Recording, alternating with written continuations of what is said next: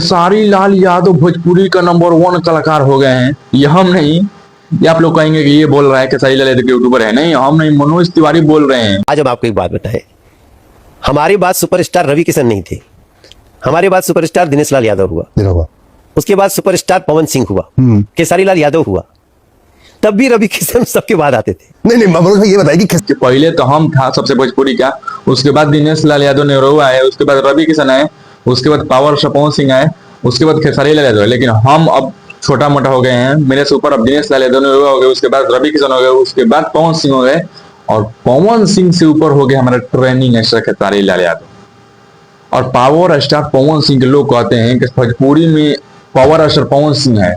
पवन सिंह जब हट जाएंगे तो भोजपुरी खत्म हो जाएगा।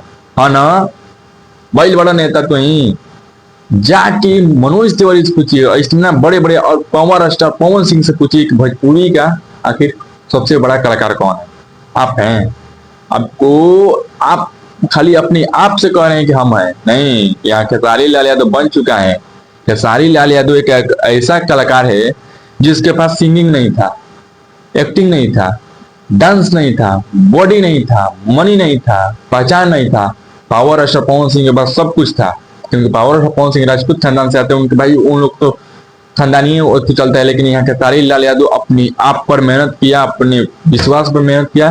खेसारी लाल यादव रेगुलर काम किया, और आज खेसारी लाल यादव भोजपुरी और इंडिया में नहीं, चारों विदेशों में, पूरा देश में, पूरा मतलब दुनिया में खेसारी लाल यादव का डंका बजता है, और नंबर 1 पर भोजपुरी में हो गए हैं।